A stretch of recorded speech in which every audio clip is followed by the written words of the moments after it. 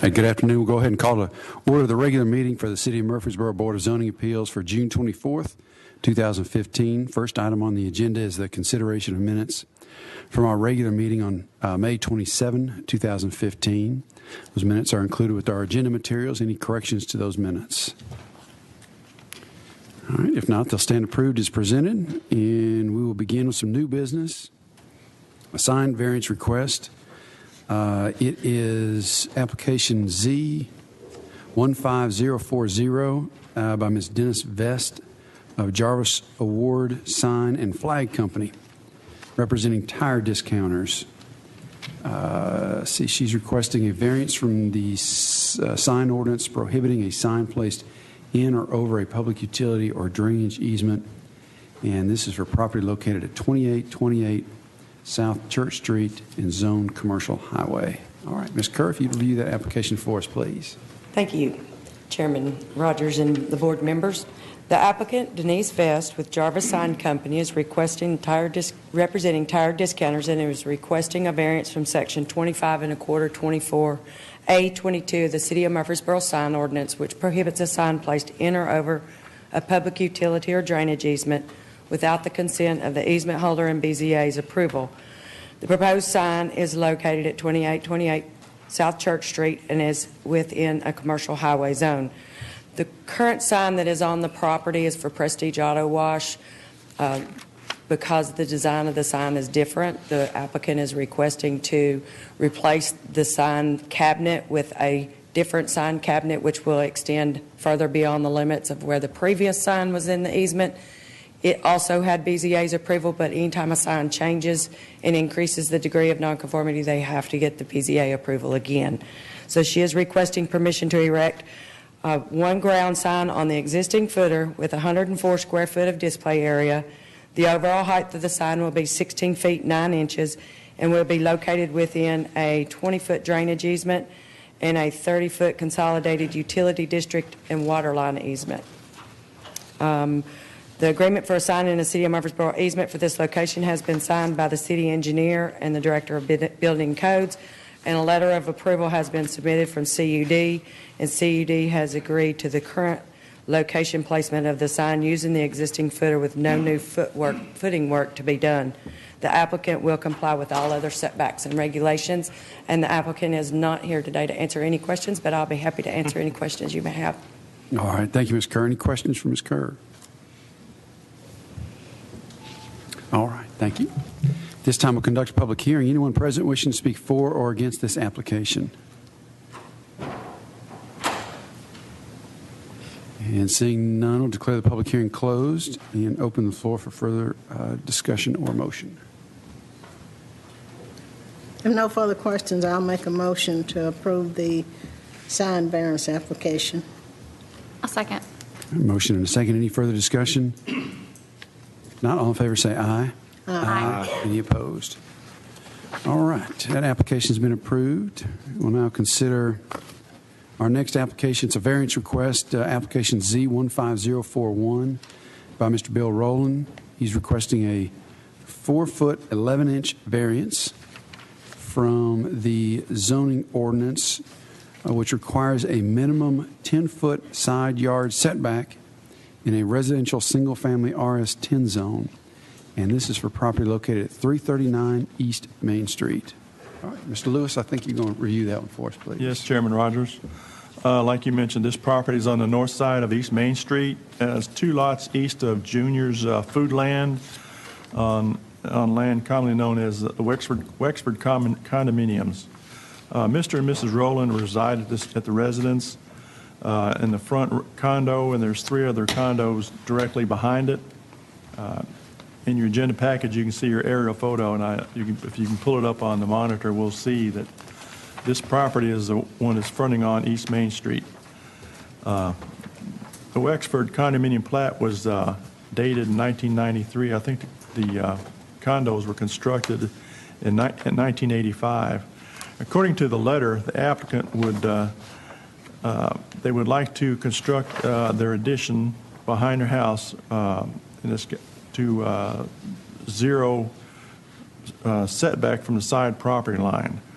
They wish to add a screened-in back porch to the rear of their house, and they've designed the addition to be 5 feet and 1 inch from their property line. The fence currently is right on the property line. The side yard setbacks in the zoning ordinance calls for a 10-foot side separation when it's attached to the structure. So they are requesting a 4'11" variance in order to construct their addition. If the applicants were to build the addition, it would conflict with the layout of the window. If they were to conform to the setbacks of the zoning ordinance, it would conflict with the layout of the window on the addition as shown in the site plan in your agenda materials, and they would lose 5 more feet of their screen-in back porch. The applicant is in the audience, and I'll be able to answer any questions if you have any. All right. Thank you, Mr. Lewis. Questions for Mr. Lewis? There are some photos. You may want to go through those with us just to kind of orient us.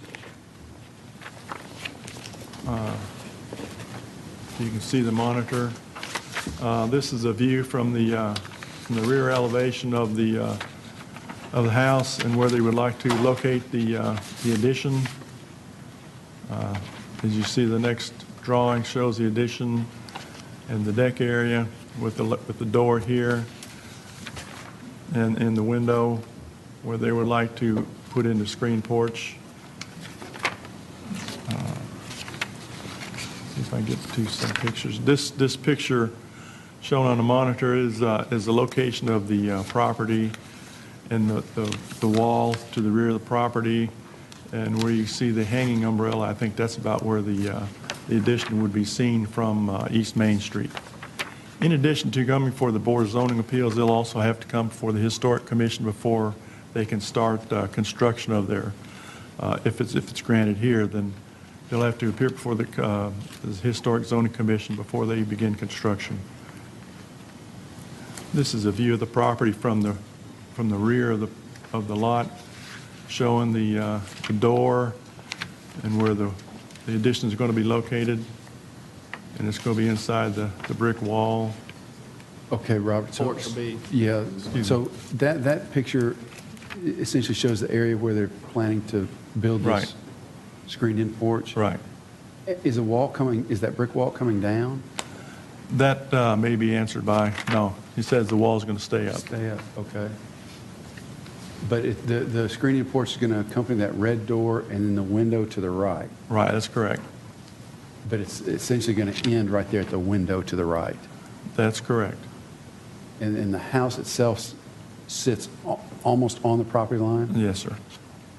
And that was built, it's a non-conforming existing use, right? Right. If it was built in 1983, that was before the existing zoning ordinance, so it's an existing non-conforming. Okay. And there's no lot coverage issues creating? No. With creating, okay. Yeah, sorry. That was Okay. I'm sorry, go ahead. And I'm just going to the next picture, which shows another angle from the house, from the rear of the lot, facing the house. And this is inside the walled area of actually where the room would be, facing east, facing west toward neighboring property and the wall. And I believe that's all the photographs I have. All right, any questions for Mr. Lewis? All right, Mr. Rowland, anything you'd like to add to your application? No, sir. Good job. All right. All right, then at this time, we'll conduct a public hearing. Anyone present wishing to speak for or against the application, if you would, please come forward. All right, and seeing none, we'll declare the public hearing closed. Open the floor for further discussion, questions, or motion. Bill, I got a question for you. Is it going to attach to the wall, or is it even going to come to the wall? Mr. Brown, if you can come up to the stand so they can catch all what you say on the microphone there.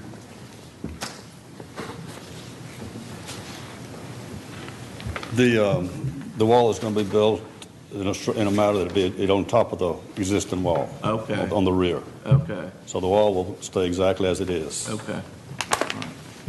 You said it's going to be built on top of the, what did you say? The wall will, yes, the wall will be built on top of the wall. Now, it'll be structured inside the wall to give it support, but part of the wall will be on top of the brick wall. So you're just going to have a half screen, and the rest will be the existing brick of that room? Yes. And the interior of the room, it'll be like having a chair well up to where the brick is now, and then you'd have the remainder would be... Yeah, the floor will be raised up. Now it's a courtyard, and the floor will be raised up to the level of the house floor.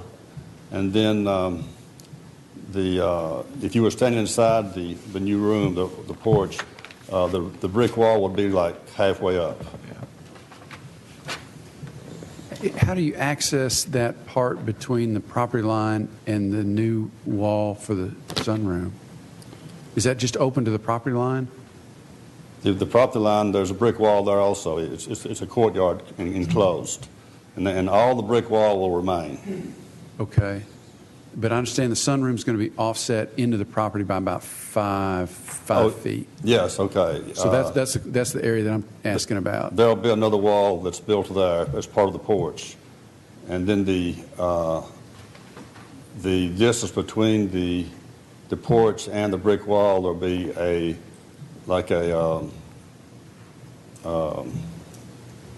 patio continuation, whatever. Be like where you could have be a door you could go through to go out to that 5-foot area, but it'll be outside the structure.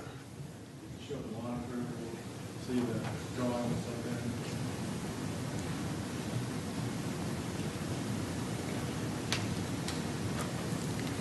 that. Is basically where you have foliage right now, where there's some plants in the back side of your patio, that's where there won't be the screened-in portion? That's correct, yes. That'd be the west side, on the west property line there. Right. And you'll have a screened-in door, I guess, on the screened-in, Yes. that'll be able to access that area. Right. Gotcha. We good? Okay. Thank you, sir. If there's no further discussion, I'll make a motion that we approve, subject to any staff comments. Second. All right, we have a motion and a second. Any further discussion? Not all in favor, say aye. Aye. Any opposed? All right, Mr. Rowland, that application's been approved. All right, we'll next consider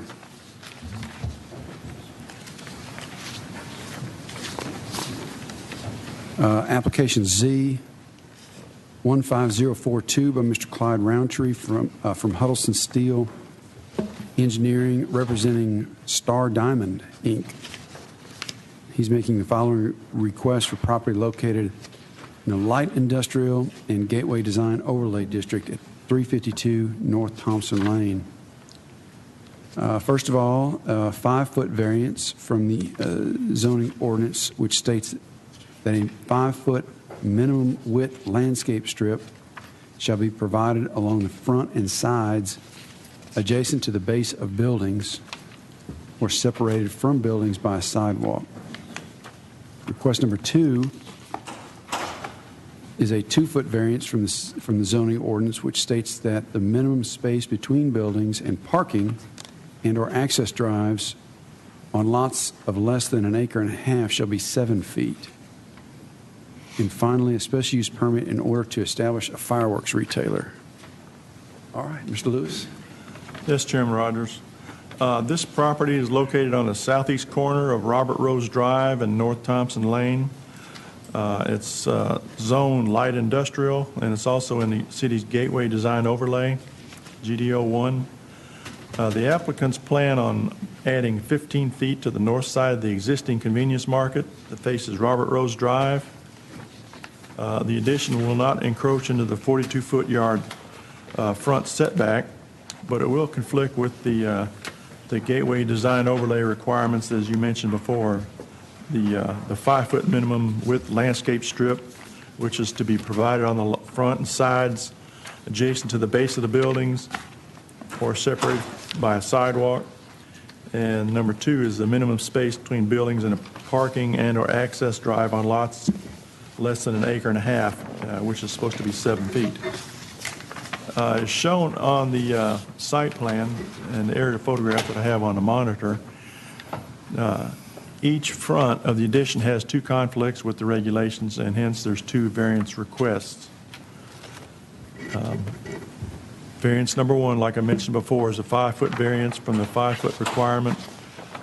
The applicant is requesting 0 landscape strip along the front and sides of the base of the buildings. And variance number 2 is for a 2-foot variance from the required 7 feet, which means that the 5-foot sidewalk is being provided as a 5-foot separation requirement of the 7 feet. Thus, the 2-foot variance is requested. In his letter, the applicant states that the convenience market does not have a planting strip along its foundation now, and the addition will be a mixture of masonry and glass, and he feels that landscaping will not be the most favorable option. He feels the addition will be more attractive having the original building and the new addition having the same consistent look. In addition to these variance requests, excuse me, he is also asking for a special use permit in order to operate a retail fireworks business at his current location at 352 North Thompson Lane. During the 1990s, the zoning ordinance was amended to require fireworks retailers in the light industrial zone to obtain a special use permit from the BZA. The applicant has submitted his letter describing his request and addressing sections 8 and 9 of the zoning ordinance, as well as the site plan for the property. Staff has included a copy of the additional fireworks standards for the fireworks retailers in your agenda materials. The zoning ordinance requires the site must be improved with a permanent building, which this is, and secondly, the board must consider the proximity to the site to the interstate and the flow of the out-of-state traffic, tourist traffic. Thirdly, the ordinance requires a letter from the Building and Codes Department stating the retailer meets various building and fire codes.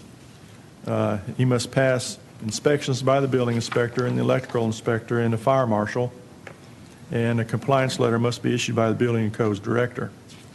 And lastly, the applicant states that he understands he must comply with all state laws governing sale of fireworks. Finally, the ordinance requires that the fireworks cannot be stored any closer to a fuel source than 50 feet. And according to the site plan, the building itself is more than 50 feet away from the pumps that are located on the site. If the board approves the application, the staff recommends the following conditions: that the ordinance requires a letter from the Building and Codes Department stating that the fireworks retailer must meet the various building and fire codes. The applicant must pass the inspections by the building inspector, the electrical inspector, and the fire marshal, and a compliance letter must be issued by the Building and Codes director. Number 2 is no fireworks shall be stored closer to any fuel source than 50 feet. Planning staff must approve the layout of the fireworks sales in the fireworks sales area, verifying that it meets the 50-foot separation requirement prior to the applicant being allowed to begin stocking and selling of the fireworks. And number 3, the applicant must provide written verification that he understands he must comply with all state laws governing fireworks sales. The applicant is in the audience, and I'll be able to answer any questions if you have any. All right. Thank you, Mr. Lewis. Questions for Mr. Lewis? So, Robert, is this going to be a tent or where the No, this is inside the store. But it's temporary. No, it'll be a permanent fireworks retailer. Like we've had, I think we've had one in town already. It's on South Church. Uncle Sandy's, I think, is the name of it. But they'll be allowed to sell fireworks I guess according to the city's ordinance, which is that just during certain times of the year, will they be allowed to sell year-round? I believe that the permanent sellers can sell year-round. It's the temporary vendors that are limited to certain times of the year. There's a letter in the packet that mentions duration of use and has seasonal 4th of July and New Year. Is that when maybe he's planning on selling and maybe could if he... The applicant may be able to answer some of those questions if he can step up. All right. Mr. Roundtree, anything you'd like to add? Or this is Mr. Patel. Mr. Patel? Yes, Mr. Chairman, I'm Raj Patel, the owner of Marathon Gas Station. And I think Mr. Robert got a misunderstanding. It is going to be only temporarily, Okay. just twice a year, 4th of July and the New Year. Okay. But the fireworks will be inside the permanent structure, correct? No, after the 4th of July, the wholesaler will take it back. But So it's going to be like a consignment type sale. But the fireworks would be housed in Yes, the during the permanent sale. structure. Okay. During the sale, it's going to be inside the store. Okay. And this doesn't have directly to do with fireworks, but of course this came before the Planning Commission. I don't see, I think there was drawings with respect to the improvements that you were going to make, meaning the look of, and they're not in our, I think that would have helped because he's making some nice improvements to this site and hence the variances that he's requesting. So, but I'm not sure that was included with this material. Not with this, and we didn't know that you need the whole. Yeah. You may have in the system, I don't know. From the last Robert, is week. that something that we would have, or that the rest would be able? Well, I didn't include the elevations. Right. Just because we were looking at just the variants themselves Okay. and the retailer. Will the fireworks sale be in the like mart area of the building, or in that secondary, which Whichever one is, more compliance with, city. It's got to meet the 50-foot setback from Okay. the So, fuel source. if they say it needs to be 50 feet, we can use because the whole facility closed at the same time, and we open at the same time. okay. So, Is it gonna be redesigned to just be one store, like and the wall be knocked down between those two? there is a door in between two buildings, which customer can, interfere each other, each other Okay. building. And it'll just be one Yeah, it's a place now? Yeah, it's one. yeah. Okay. Maybe a good question for Ken or Mr. Patel.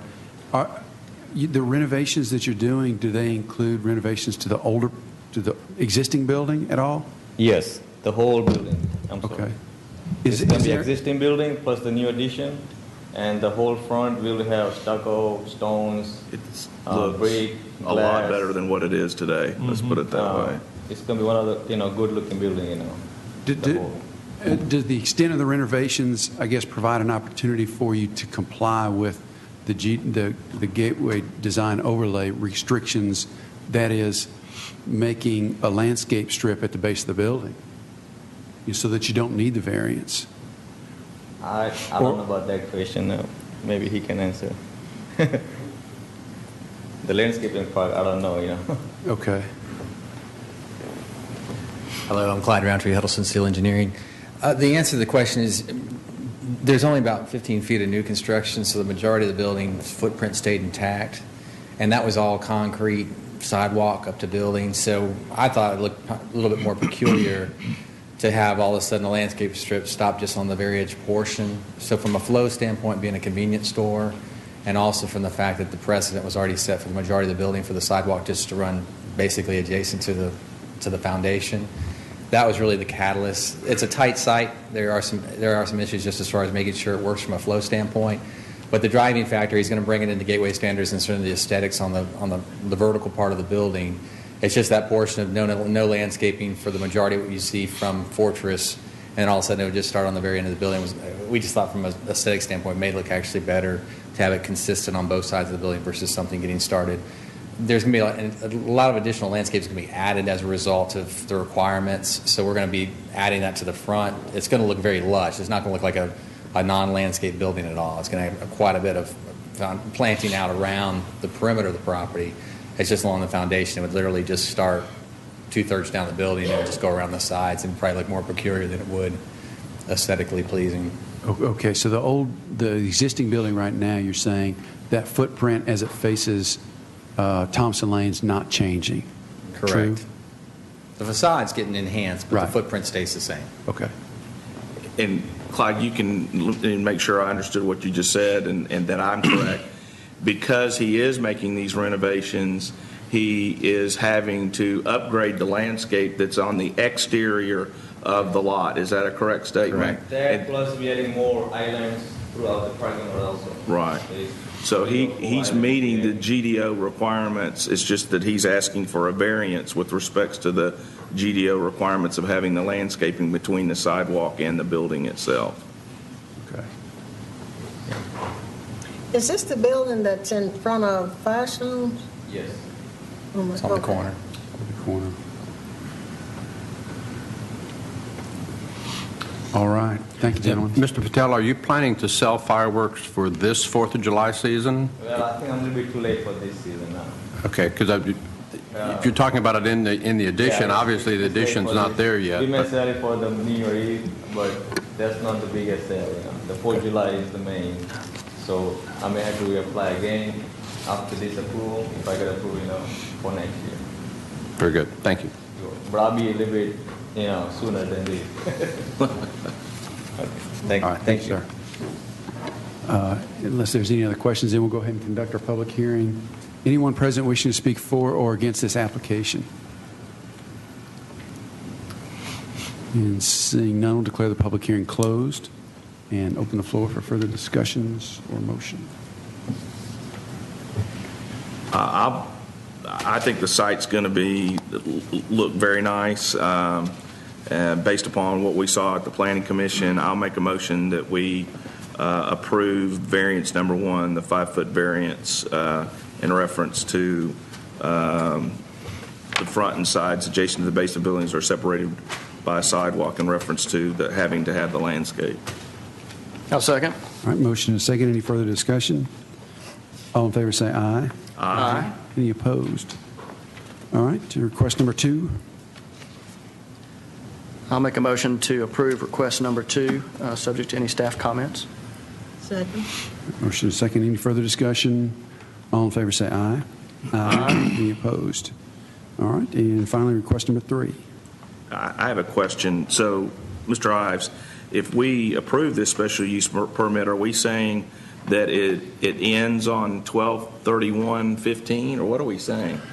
Well, I think that's a good question, and Mr. Lewis, would we, if this had been understood as a request for a temporary vendor permit, there'd be more data that we would have with respect to that for inspections and provisions, that sort of thing, right? I'm not sure. I know seasonal fireworks vendors, they have their regulations, and the permanent retailer, they have their state regulations to comply with also. Right. So if this is not intended to be, it could be improved. Temporary use.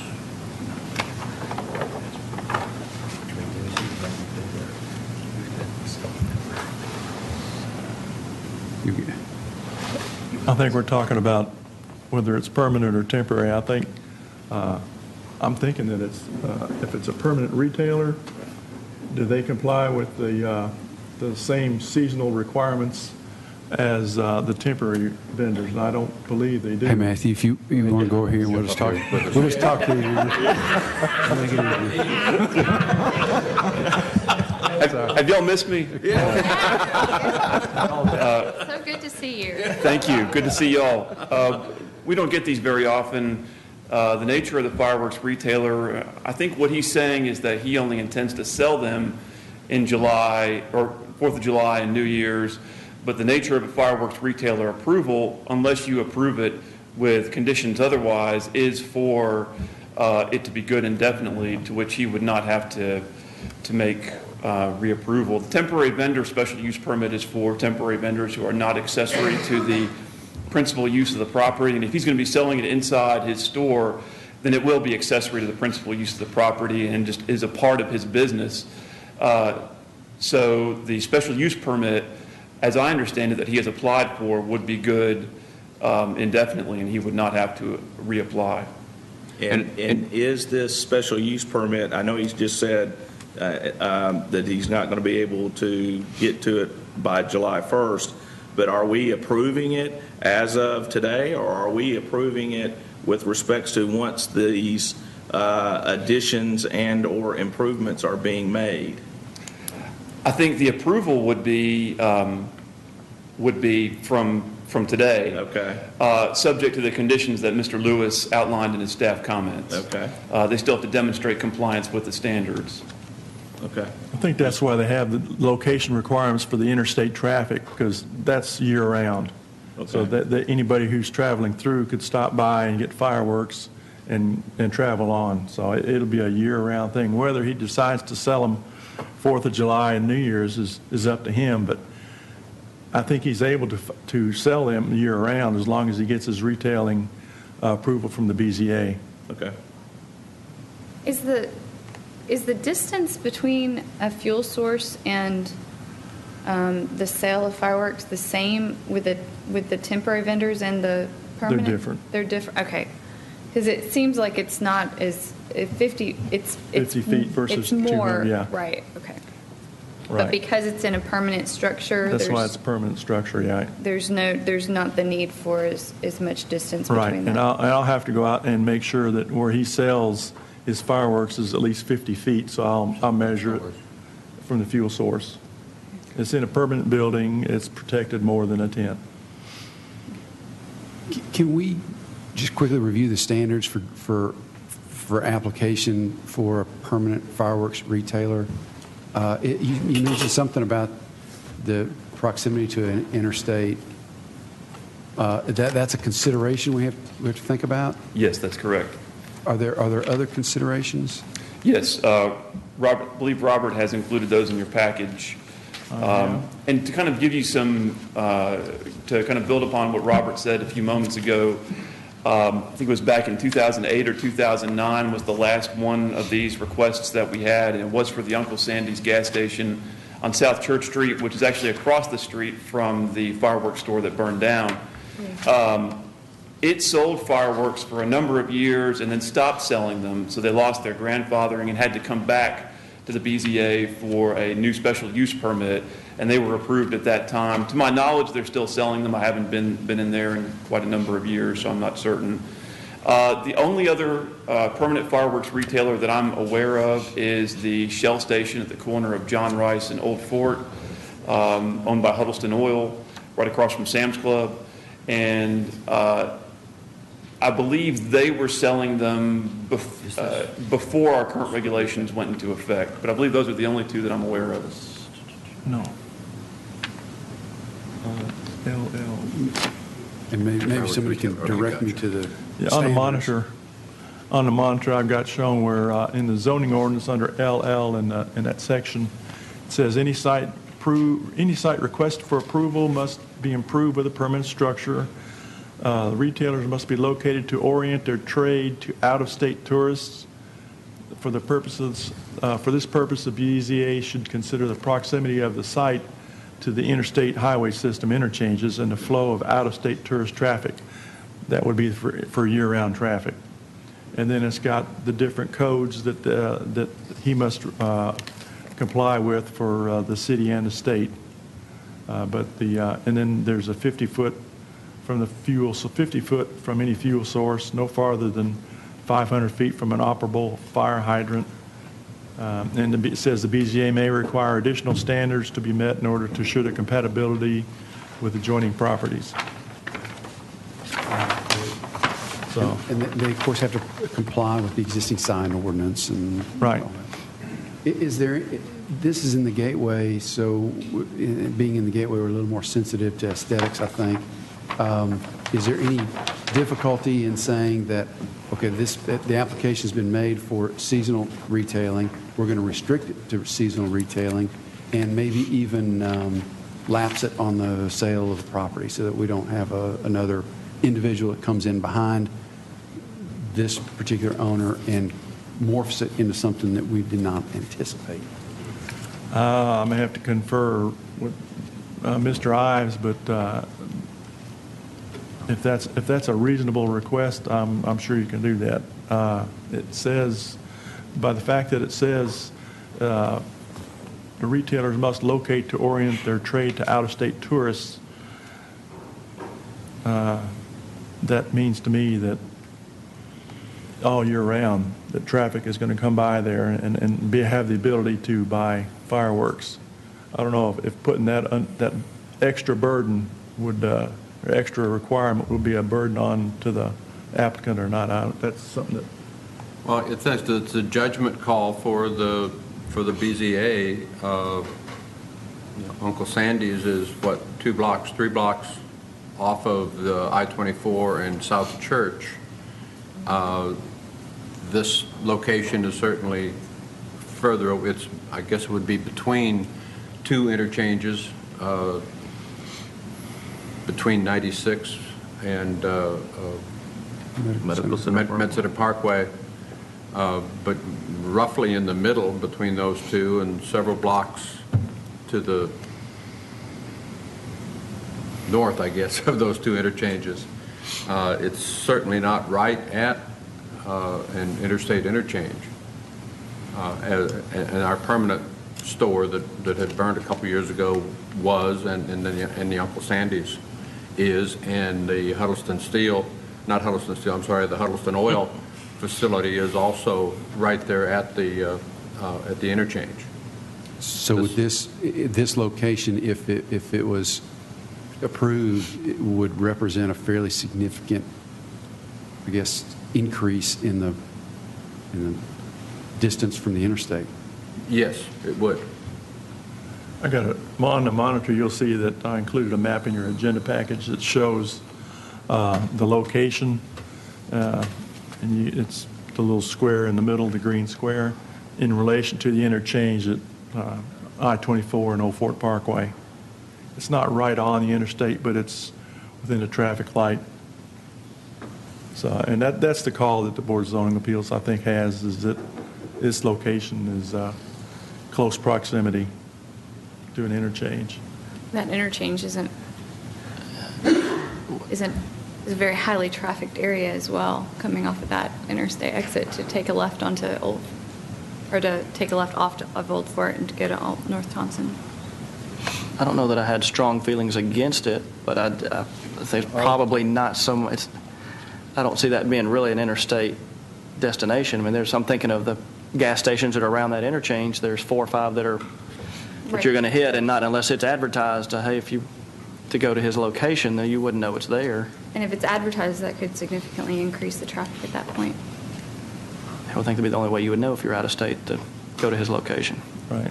And I'm not sure how they would qualify for an off-premise sign to advertise their business. They could, of course, put an ad on a billboard that's an open billboard out on the interstate, or any other open billboard. But in terms of a sign at the intersection giving direction, fireworks this way, I don't see any way that they would be able to qualify for that. All right, Mr. Patel. I do have one concern about the tourist. I know we are not off the interstate, but we do have a lot of tourists comes out of the state for the battlefield, which is located 1 mile from us, or less than a mile. Every day we have 10 customers asking for direction how to get to the, battlefield. So I just wanted to, address that we do have tourist people come through the, store. And that's one of the, I don't know, if it's going to work or not, but. Okay. Okay. Thank you. Thank you. Did they answer your question with respects to the year-round versus, okay. All right. I'll be honest, I don't know, given the situation, that I would be excited about expanding further the distance, by which we have to travel off the interstate to get to a fireworks place. So the concern that I had, and that is, whether this was, a proper, I guess, or we could limit it, in that way, in certain ways. I think it's kind of overcome by now my concern that I'm not sure I'd be particularly in favor of it to begin with. I'm probably more comfortable if it's seasonal while he's invested in the building, and that's probably better presentation for, like we do the temporary vendors, more so than, if one of the standards is feel like it's directed to out-of-state traffic, I don't know that I'm fully convinced that this site meets that. But if it was, like I said, temporary, that's going to be a probably better presentation, like I said, than a... It certainly exceeds the precedent that has been set with previous permanent vendors.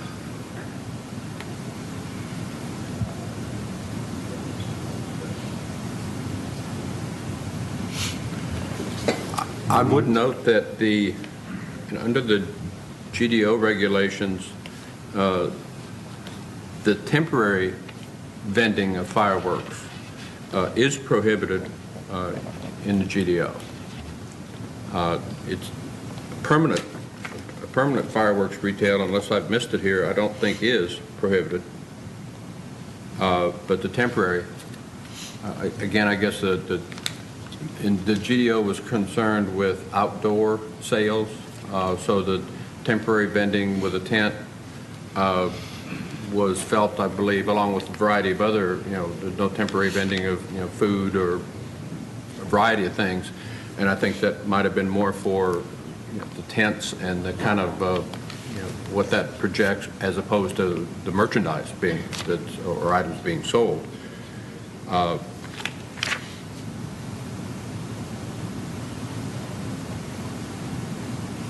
Anyway, a point to consider if you so desire.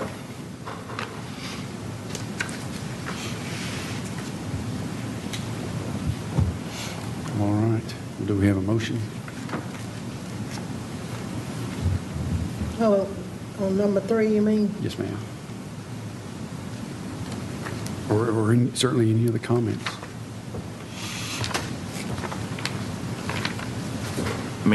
The comment that I would make, if we don't approve this, I don't think we're putting an undue burden with respects to the thought process that he would sell fireworks, because the applicant was just looking to do it on a temporary basis anyway. So this addition was not being added on with respects to just selling fireworks.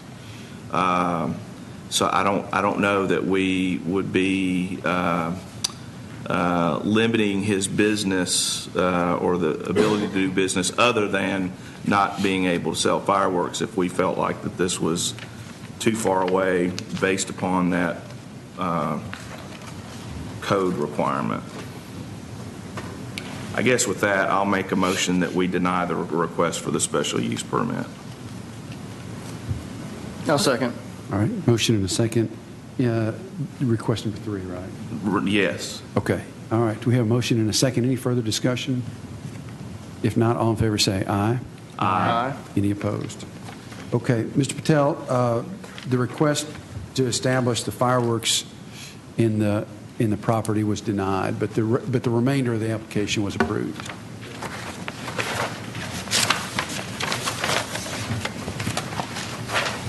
All right, move on now to application Z15043, again by Mr. Clyde Roundtree of Huddleston Steel, representing Autumn Woods Partnership.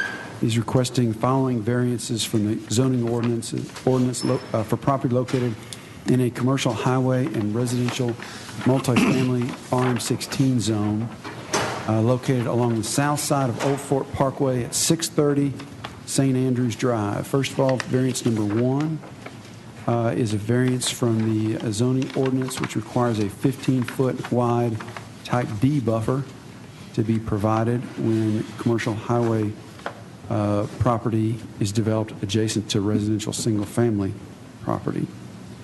Variance number 2 is a variance from the ordinance which requires a 12-foot wide type C buffer to be provided when residential multifamily property is developed adjacent to single-family residential. And finally, variance 3 from the zoning ordinance which requires a 10-foot wide planting yard along the side lot line when a site is 5 acres or more. All right, Mr. Lewis. Yes, sir, Chairman Rogers. This property is located on the south side of Old Fort Parkway, directly across from Kelton Supply Store. The Autumnwood site is currently being reviewed by the, while it's being reviewed by the city staff and the Planning Commission, they recommended the developer provide a 3-lane driveway access onto Old Fort Parkway. This will be on the flag portion of the lot that's accessing Old Fort Parkway. This is 53 feet wide, and it's creating a hardship for the compliance with the landscape ordinance. As illustrated on the site plan, which I have shown on the monitor, the flag portion is where most of the conflicts are taking place. Variance number 1 is from the zoning ordinance, which requires a 15-foot wide type D buffer, which is on the west side where it says variance 1. The RS-15 property is abutting CH, which requires a type D buffer. And the applicant states in his letter that the request is being made because the 3-lane driveway is accessing is necessitating this request. Variance number 2 is a 12-foot wide type C buffer, which is to be provided when the property zone commercial highway, CH, is developed adjacent to the property zone multifamily, which is RM16, which is also shown on this site plan. Let's see. And again, he states that the request is being made because of the city's recommendation of 3-lane driveway accessing Old Fort Parkway. Variance number 3 is on the opposite side of the flag portion of the lot up front, which requires a 10-foot wide planting yard, which is different than a buffer strip. And it's along the side lot line when the site is 5 acres or more, and this is. Once again, the request is being made because of the recommendation by the city to have a 3-lane driveway accessing Old Fort Parkway. In his letter to the board, the applicant states the reason for the variances are due to the specific nature of the request, which is being driven by the city's request for a 3-lane access on the Old Fort Parkway, which is in the flag portion of the property. And the physical characteristics are not of the applicant's making. Mr. Clyde Roundtree, representing Huddleston Steel, is in the audience and will be able to answer any questions, and I'll be able to as well. All right. Thank you, Mr. Lewis. Questions for Mr. Lewis? Again, we saw this at the Planning Commission, so I think a couple of items that were brought up at the Planning Commission might need to be relayed to the BZA. So either Mr. Roundtree or Mr. Lewis can answer this question for me. In reference to variance number 1, granted, this property that is adjacent to it that's got H&K investment is zoned RS-15. However, currently there's non-conforming apartment building on that property. So in essence, you could say it's RM whatever, 16 or whatever the zoning would be. So my question would be, would they even be have to be asking for a variance if in fact the way the property is actually being used was zoned that way, if you follow what I'm trying to ask? I'm not sure I do. All right, so if this property where H&K investment is, since there's apartments there already, if it was RM16, would they even have to ask for a variance? Mr. Halliburton, I think I'm following your question, and I'm familiar with this project. I helped review it with the Planning Commission. The finger portion of the property is zoned commercial highway, so that's why the type D buffer is required. But if all of the apartment complex that is proposed was zoned RM16, and all of the apartment complex that's existing next door were zoned RM16 rather than RS15, and because it's zoned RS15 because it was built in the county and then annexed in and it came in with the automatic RS15 zoning classification.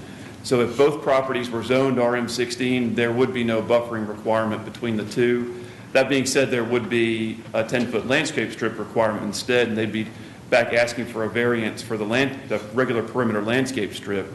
The variance request on the east side of the driveway aisle is independent of the buffering requirements because that's to the 10-foot landscape strip requirements. But you're correct. If they were all like zoned RM16 to RM16, which would be plausible because they're both multifamily developments, one existing, one proposed, then there would be no buffer requirement between the two. And 1 and 3 were necessitated because the city recommended that this driveway be 3 lanes wide. Otherwise, they could get it in there and still meet all the requirements and variances. I don't know whether or not they would be able to completely fit everything in there. It's a very narrow strip to begin with, but they have. But certainly at the front of the site, that did play a factor into reducing the amount of land available outside of that driveway for green space. All right. And one thing that I did want to mention as well, that we worked with both the developers of this apartment complex and the owners of the existing apartment complex next door. The developers of this apartment complex have agreed to plant a 10-foot shared planting yard on the existing apartment complex property to the west, north of that existing building, and there would be a shared landscaping agreement so that the vegetation that will be planted on the adjacent property to the west, the city will make sure that will be perpetually maintained. So there will be green space. They're just shifting it. Be green space, not a buffer, but they are shifting that to the property to the east, to the west. Excuse me. Okay. And variance number 2, that's on farther back into the property right there, I guess the parking lot of the apartment complex. Why is that necessary? Let's see. I got the monitor, which shows that. They'll pull it up.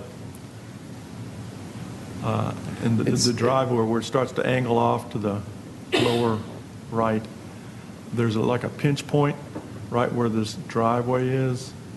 And that's the property to the west is zoned, I forget what it is right now, but it's RS15. RS15. Right. And this property adjacent to it is zoned RM16. So that's the need for the different type of buffer width. It's 12 foot instead of 15.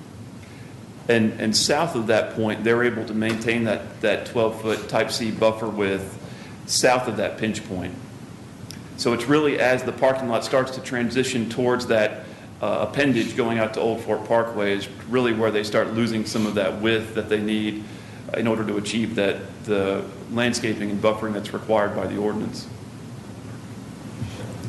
And there's additional space required for the new improvements because this is this will be a gated entrance, and so there's a keypad or something such there for drivers to access. And also there is going to be a driveway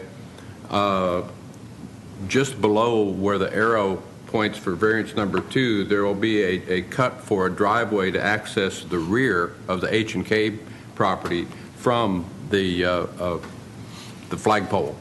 So all of that put together says in that area that there's just not much room left for anything. And I will point out that the access onto Old Fort Parkway is important. The main entrance into the site will be on St. Andrews Drive. It's a very odd-shaped piece of property that has frontage on both Old Fort Parkway and St. Andrews Drive. And as we all know, traffic on St. Andrews Drive does back up quite a ways. rather than having one way in and one way out and dumping all the traffic onto St. Andrews Drive, this access onto Old Fort Parkway will provide another entrance and exit in and out of the site, and that will allow traffic to disperse in both directions. So we feel that the access onto Old Fort Parkway is critical. And I'll make the point again that in reference to variance number 2, even though we're saying it's butting up to RS 15, the use of that property that's butting up to is actually multifamily, because it's an apartment building that's sitting there, not a house.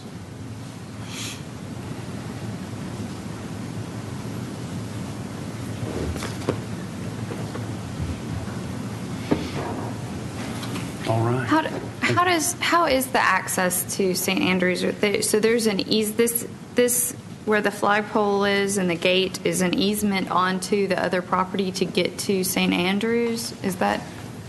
Robert, could you pull up the aerial photo? Well, I'm seeing St. Andrews here. It's not Because there. it doesn't. Obviously, this piece of property itself doesn't appear to connect to St. Andrews. Okay, we don't have the entire property on the aerial photo. It actually does go all the way down to St. Andrews, south of, if you know where St. Patrick Court is. There's a little multi-tenant strip center there with, I believe, a liquor store and beer and tobacco store. That's in that photograph. No. No? It's not in the photograph. This shows the top of St. Patrick's Court, the cul-de-sac. Okay. At the very end where it ties into St. Andrews, it doesn't show that. Okay.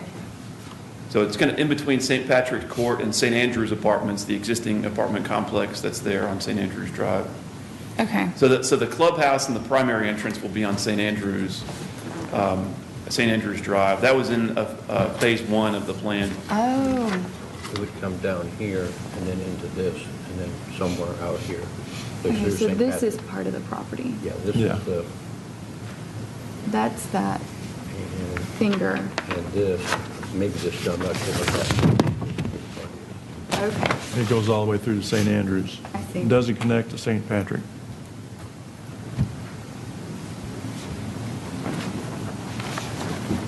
I just got confused.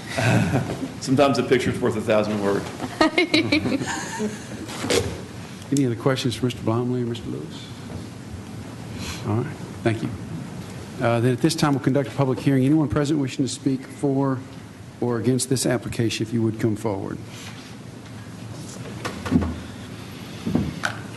Seeing none, we'll declare the public hearing closed. Open the floor for further discussions or a motion. Again, we've got 3 particular requests associated with this motion. If there's no further discussion, I'll make a motion to approve variance 1 for the type D buffer, subject to any staff comments. Second. All right, I have a motion and a second. Any further discussion? Not all in favor, say aye. Aye. Any opposed? All right, how about request number 2? I'll make a motion that we approve variance number 2, subject to staff comments. Second. Motion and a second. Any further discussion? All in favor, say aye. Aye. Any opposed? All right, and request number 3. I'll make a motion to approve variance number 3. A second. All right, have a motion and a second. Any further discussion?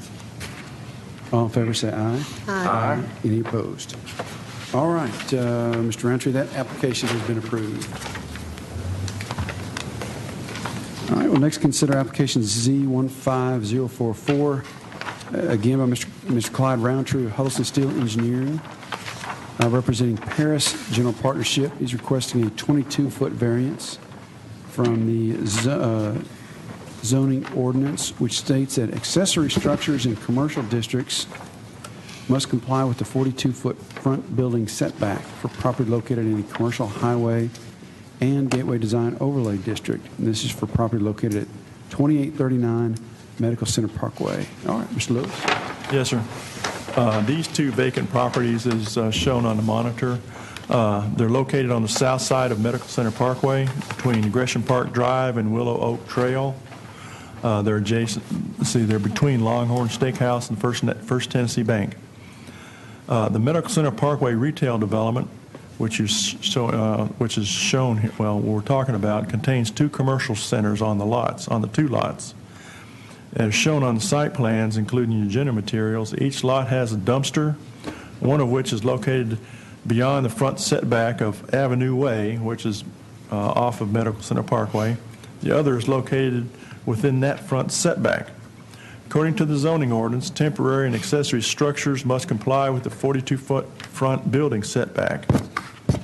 The dumpster on Phase 2 of the development is located within 20 feet of the front setback from Avenue Way, thus requesting a 22-foot variance. In his letter to the board, the applicant states that the Phase 2 lot has 2 front setbacks as well as a 30-foot repurified water line easement that will not allow for the dumpster to be located as shown on the other lot.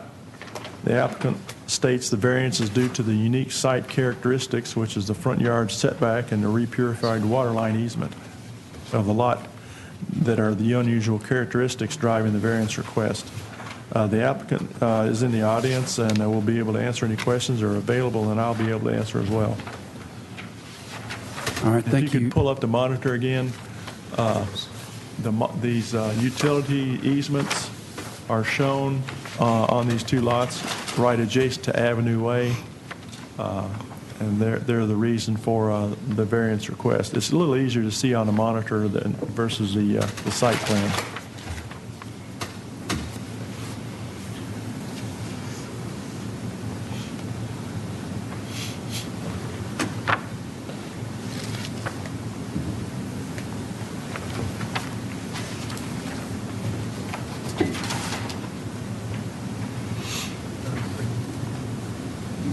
I'm done. I'm sorry. I'm sorry. Okay. Thank you, Mr. Lewis.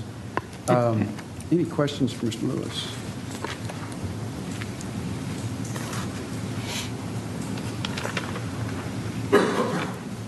I guess the fact that this property base has 2 front yards, that's the issue. There's not necessarily a backyard with Avenue Way and Medical Center, both. Yeah, it does have 2 front setbacks. I mean, this is just open property right now, right? Right now it is, yeah. And it's being proposed that to develop, I don't know if we've shown it on the screen or not, but just 2 square boxes, Right. One on each lot, right? Right. And the square box is surrounded by parking on all 3 sides. Right. Okay. And that dumpster down there in the bottom right corner is what's in. Is in that easement. What's our problem, right? Right, it's in the easement. On the other It's in our lot. setback. Right. On the other lot, it's not in the easement. If I can find it, there it is. It's just right on the edge of the easement. And what's prohibiting the dumpster on the right side from being placed in a location that's similar to the one on the left, there's a repurified water line? The reason they can't be up in there, let's see, well, it would take. Yeah, there's an 8-foot. This, right in those parking spaces is where there's a 30-foot. I think Mr. Roundtree's coming up to shed a little light on it. Yeah, Clyde Roundtree, Huddleston Civil Engineering. Yeah, the repurification line is a dash line right to the right of the dumpster. Going up north and south. Because that's the logical place where you'd like to put it, where those 2 parking spaces are. But if you see that dash line, that's the prohibitive factor. So in order to stay out of that, it forces us to be on the front of the building. Why do you have to? And that line's buried, right? I'm sorry? The line's buried, right? You know, it's just I believe it's somewhere in the ordinance. I didn't do the site plan particularly, but I believe because maybe the classification of what it's doing, I'm not sure if the dumpster would, I don't know, there's seepage related to it or something like that that would be associated with that, but I've been told it needed to be out of that easement particularly. So instead of being able to put it here, they got to put it there. And who's telling? Chairman Rogers, just talking to Mr. Whitaker back there, and it's our understanding that Water and Sewer will not let that dumpster be located. It's a permanent, not just a dumpster, but it's an enclosure, a brick enclosure. Because it's a permanent enclosure, they will not let that structure go on top of their easement. And they generally like to keep structures off of that easement, as it just adds one more impediment to them accessing their water line if need be. So it's our understanding that Water and Sewer will not let them put it over that easement, and that's why they've moved it outside of that easement. And so the proposed, the enclosure that's associated with this dumpster is going to look like what?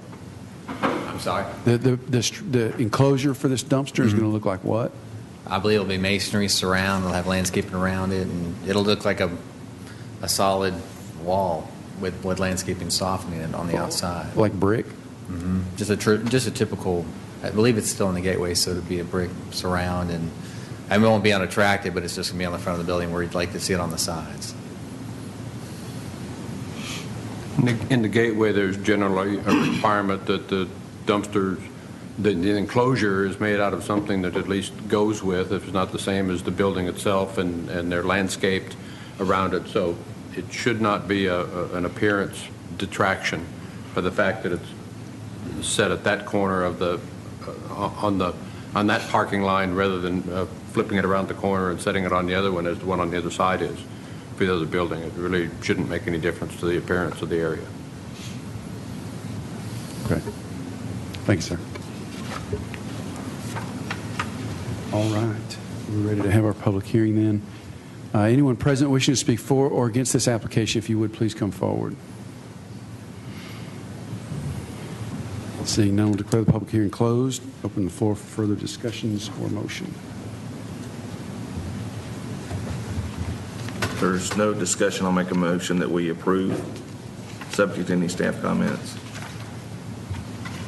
No second. We have a motion and a second. Any further discussion? If not, all in favor say aye. Aye. Any opposed? All right, that application has been approved. Next, we'll consider application Z, I think it's 15045, by Mr. Matt Taylor for SEC Engineering, representing the City of Murfreesboro Police Department. He is requesting a variance from the zoning ordinance for a property located in Office General Residential Zone at 1004 North Highland Avenue. First variance request is variance from the Landscaping Ordinance, which states that if the estimated cost of a renovation of an existing building equals 50% or more of the total assessed value of the existing building, then the entire building, including parking areas, shall comply with the requirements of Section 27. Variance request number 2 is an 18-foot variance from the 35-foot maximum permitted building height. All right, Mr. Lewis. Yes, sir. This property is located on the east side of North Highland Avenue, on property also known as used to be known as the Women's Clinic. Evergreen Cemetery is adjacent to the property on the east and the south. Like you said, the property is zoned Office General OGR, Office General District Residential. At a pre-application meeting April this year, the Planning Department, it was identified that the variance from Section 27 of the zoning ordinance was needed because of the estimated cost of the renovation of the existing building, structure, or development, which exceeds 50% or more of the total assessed value of the building, structure, or development, that would require the entire building, structure, or development to comply with the requirements of Section 27, which is the Landscape Ordinance. The submitted landscape plan, which they have done, is an alternative design which meets the requirements allowed by Section 27. And I will let Mr. Matt Taylor do some more explanation of this, and we'll talk about the height variance after he concludes that as well. All right. Rogers, other members of the committee. As Robert said, it is an existing building. It is an existing site. We're trying to, obviously the building is staying where it is, and that is causing some of the hardship to meet the zoning ordinance, such as along the southern boundary there. We need to get around all four sides of the building, and that building is located close enough to the southern property line that in order to do that, we cannot meet the landscape ordinance there for the buffer. We are abutting the cemetery on that side, so it's not a residential use or necessarily a use that's in conflict with us there. And then along the eastern or rear of the property, there's an existing property line there. There's a lot of existing vegetation in there. That parking lot is closer to the property line than what the ordinance allows. I think all the construction out here predated the landscape ordinance. So we would propose to leave the parking lot where it is and all that existing vegetation where it is. In addition to that, with this new construction, a solid opaque fence will be constructed along the southern boundary and the eastern boundary and part of the northern boundary. That will act as a screen, but it's also for security purposes due to the use being the new police headquarters there. There are a couple other places around the site that could not comply with the foundation around the sides at the base of the building. On the south side, there again, is because of the proximity to the property line and needing to get that four-sided access. And then on the north side, that was in some mechanical type yards. And then because we need a certain width driveway on the north side, and we can't encroach any closer to the creek because of stream buffers that are now in the ordinances, both state and local, that was not there whenever this site was originally constructed. So the only new portion of parking or driveway is the southern piece, is that correct? The southwest side of the, which would be in the lower right-hand corner of any of your drawings, there we are completely reconstructing that portion of the driveway. We wanted to realign where the entrance came in and raise that up. Portions of that are sunk down pretty far right now, so we wanted to raise that up for a better feel, better circulation. Up there, we're meeting the ordinance in that location.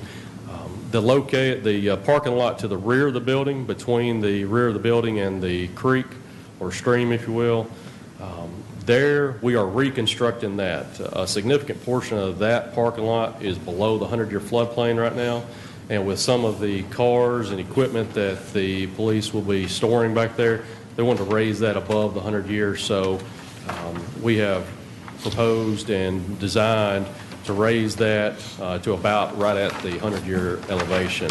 We could not do that across the creek on the east side of the creek because the floodway is on that side and we can't fill in the floodway, so that was a limitation to the site. The northwestern portion of the parking lot, we're leaving all that existing asphalt intact with the exception of where we're cutting out for islands or patching back where our existing islands are now.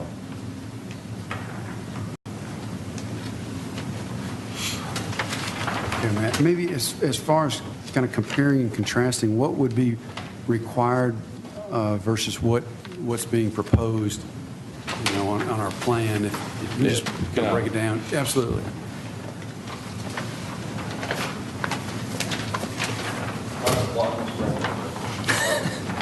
And maybe we need to somehow get it so we can see.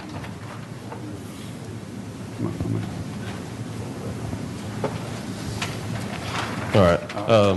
Down here along this southern side is where a buffer, as well as along this eastern perimeter, a buffer would normally be required.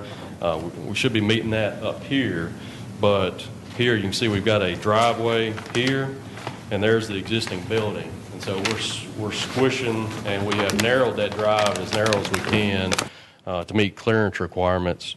And so we just can't physically meet the distance requirement for that buffer and along this property line. And then over here, the existing property line is too close, or the existing parking is too close to that existing property line there as well. And that's really due to the zoning classification of the cemetery itself, rather than really a use conflict. And then on the south side, because of that, we don't have the 5-foot wide strip for landscaping. We've got a sidewalk for pedestrian egress. We've got an emergency access door here required per code, so we've got to give them a way out. And then up in here, we've got some service areas that I think are exempt from the ordinance in those service areas. But right along through here, we need this width here to allow for access for the service area, as well as for trucks and deliveries to access through the gate to get to the back part. And we can't push any farther that way because of the existing creek. This line that you see here is the existing edge of pavement, and so we can maintain that edge, but we can't get any closer into that buffer. Okay. And as it sits currently, of course, there's no access on the south side. That's new, correct? There is access up to about this point right here, and so we're making this connection at the request of the police. Right. In case somebody has this over here barricaded, for some reason this is blocked, and they need to get their people out. I mean, that is, an ordinary user probably would not necessarily care about this access, but because of who they are and the sensitivity of the security and the dependability and reliability, they felt like this was a very important access here.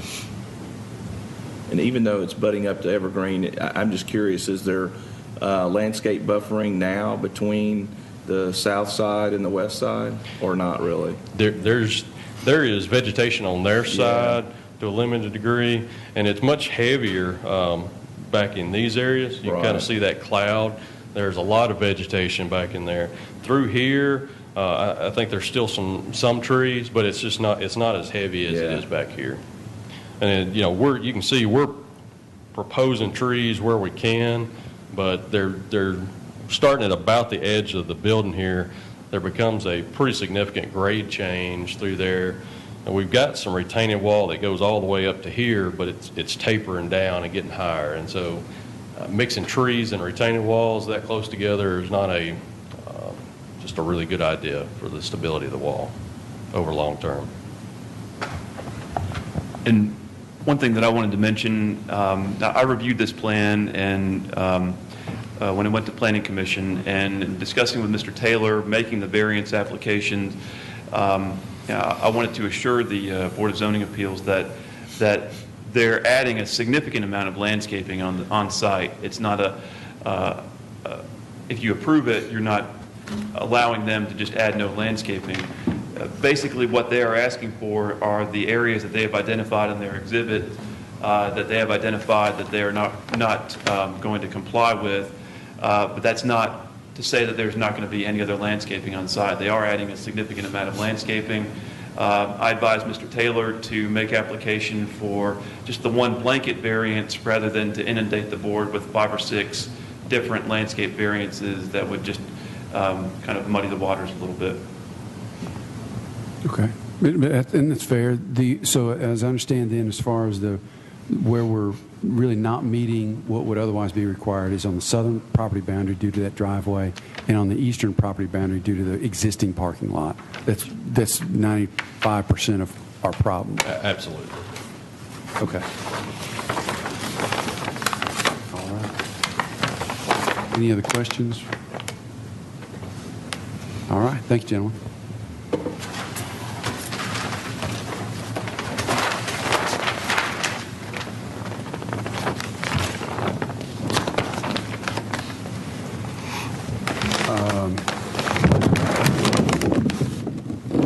Now, you want to talk about the height variance? Yes, sir. Okay. Yes, sir.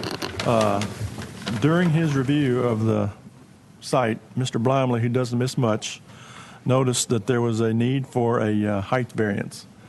So we included a request for a height variance. The original submittal, let's see, The plans provide the required heights and the sizes of the rooftop features, and I have them shown on here.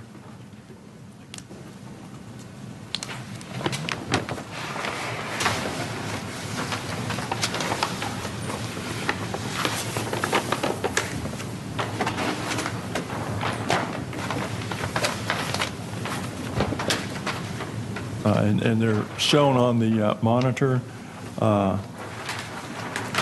It would be impossible to meet the zoning ordinance requirements for the height requirements unless the building was just torn down and built completely from the ground up. The project is a renovation, repurposing of the existing building, and the previous use was a medical clinic. And the proposed use is going to be the police headquarters. The existing building has an existing roof line that's approximately 38 feet in height. That's not including parapet height. In addition, the existing building has mechanical units on the roof that extend approximately 9 feet above the existing roof elevation to an overall height of approximately 47 feet. That's a 12-foot in existing non-compliance. The proposed building modifications maintain the same roof line of 38 feet because it's maintaining the existing structural system of the building, so even with no changes, the roof line would still be over the maximum allowable height. In addition, several other features of the building results in needs for variances from the building height.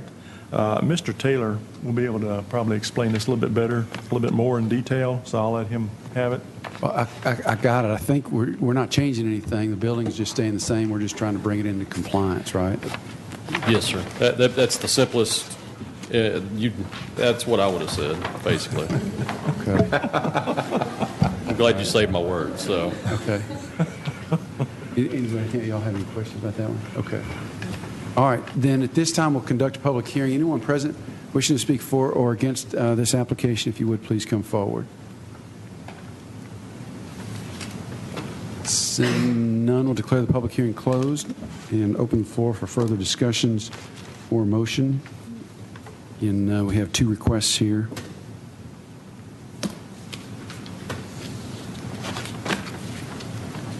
If there's no further discussion, I'll make a motion that we approve Variance 1, dealing with landscape, subject to any staff comments. Second. All right, motion and a second. Any further discussion? All in favor say aye. Aye. Any opposed? All right, and request number 2. I'll make a motion. Go ahead.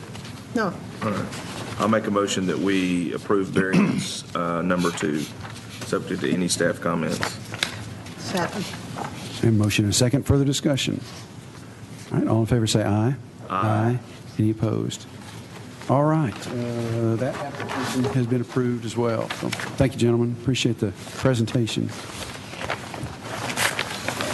All right, we're now back to Mr. Roundtree with Huddleston Steel. This is application Z15046, representing the City of Murfreesboro Police Department and Fire and Rescue Departments.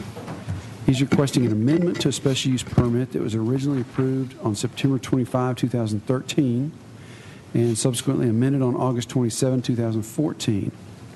The approved special use permit pertained to the construction of a telephone or telegraph facility, and the proposed special use permit amendment seeks to change the location of that proposed tower on the same parcel.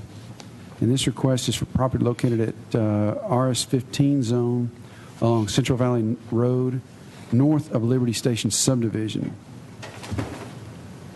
All right, Mr. Lewis, if you review that one for us, please. Yes, sir. Like you said, this property is located north and east sides of Central Valley Road on property where the city was recently planning to build a public safety training facility, but is now looking elsewhere. The property is currently undeveloped and is zoned RS-15. Liberty Station subdivision is located to the south and west.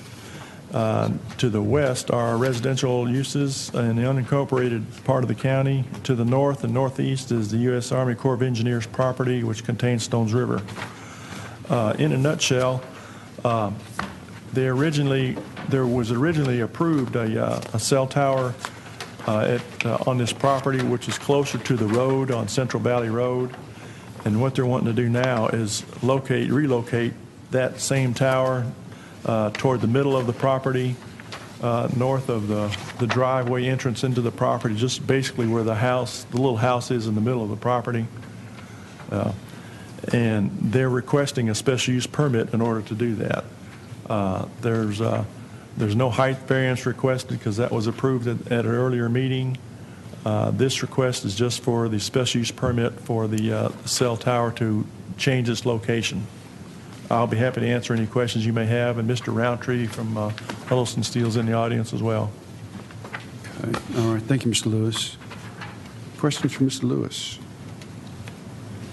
Is this the same tower that's already been moved? I mean, we had approved to move it once before. Right. This is the same one. This is, okay. The same style, the same tower. It's going to be moved toward the middle of the property since the city is not going to be pursuing the training facility. And this is not a cell tower. This is like a repeater tower type thing. One of the. It's one of the four for sure, and probably 5 towers that our police and fire are putting up around the in and around the community to enhance their ability to communicate. There may someday be another antenna co-located. Nothing that I'm aware of has come in on that, but it possibly could come in someday. But the purpose of this is for police and fire communication. I'm sure we'll share with Sheriff's Department and some of that, but whether anything would go to any private user, we haven't had anything to do with that yet. Okay. And in 2013, when we initially approved it, was the location at that time then similar to the location we're asking to approve today? Do you recall? I don't recall where the... Similar but not the same. Close, yeah. It's close, but not exactly the same. And then is it fair to say that when it was proposed to put the training station there, that we needed to relocate it a little closer to the road? We brought it down to the, I guess, be the south, roughly the southeast corner of the property. Okay. And with the training facility having gone away from this location, we're proposing to put the tower back up close to where it initially was. Okay. Okay. Is it, and the purpose is, I assume you get better reception or yeah, that's the max, or the best point for it.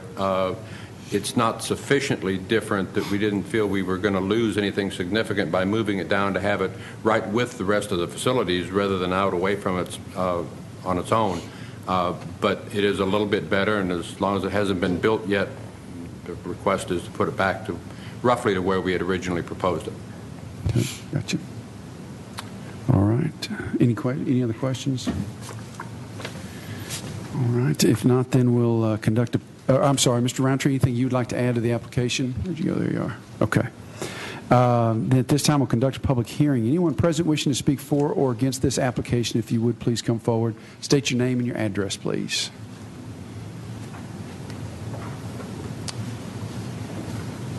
All right. Seeing none, we'll declare the public hearing closed and open the floor for further discussion or motion. If no further questions, I'll make a motion to approve the application. Second. All right, have a motion and a second. Any further discussion? If not, all in favor say aye. Aye. Any opposed? All right, that application has been approved.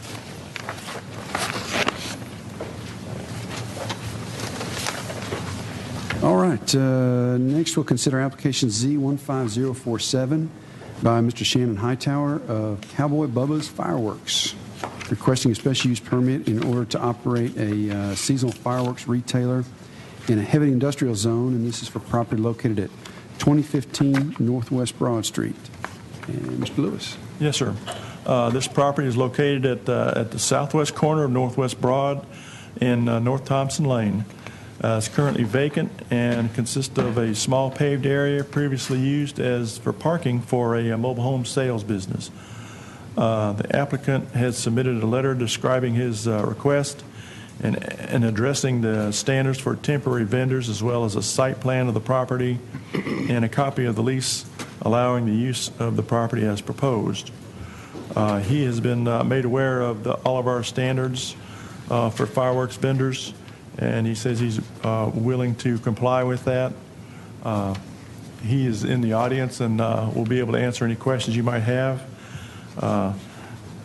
One more thing I'd like to read is this: the following conditions are typically the standard what we usually do. The tent is going to be flame resistant or treated to be flame resistant. The fire extinguisher should be kept on all times at the property. The fireworks ordinance should be posted on site. No fireworks to be set off on site.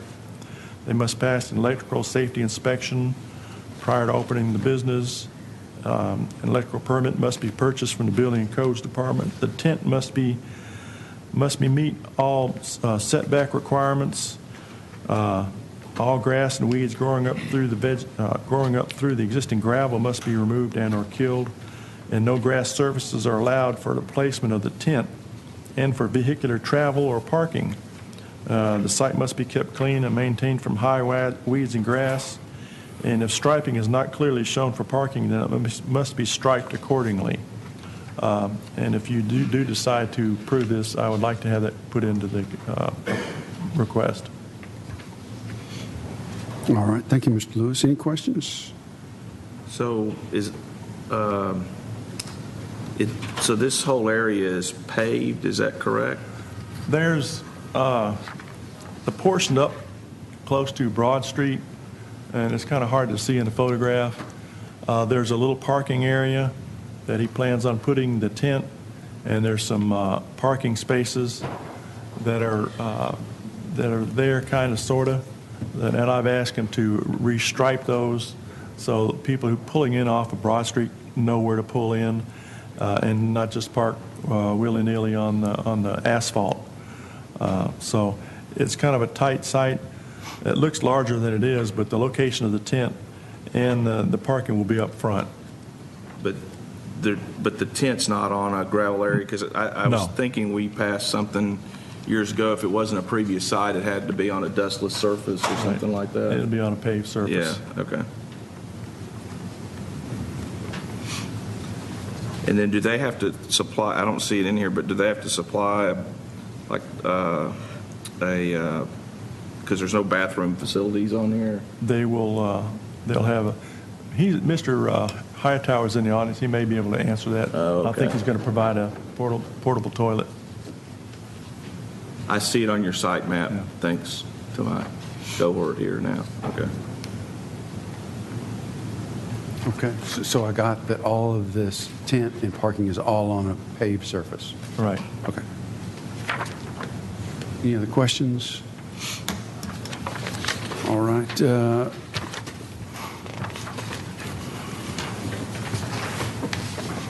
All right, Mr. Hightower, anything you'd like to add to the application?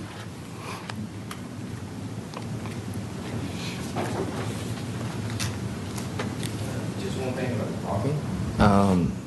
If you can bring up the map again, I was just going to explain on the left side, I think that's 2013. Would that be the correct address for the parking lot? The next lot, I'm not sure what it is.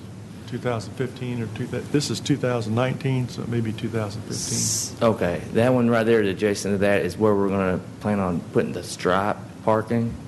So there'll be more parking than it looks like in the picture. That's all I wanted to add. Well, there's an area in between those two paved areas that are not paved. In order for you to do that, you'll have to pave that section in the middle. What we're going to do is just move the concrete pillars that are blocking the street? If you can supply, if you can move those concrete, whatever they are, on the front next to the Broad Street, and make sure that no vehicular traffic travels in between those two parking areas, and that will be okay. Yes, sir. Some kind of a barrier to keep cars from going back and forth. I understand. That's it. All right. Thank you, sir. At this time, we'll conduct a public hearing. Anyone present wishing to speak for or against this application? Seeing no one, declare the public hearing closed and open the floor for further discussion or motion.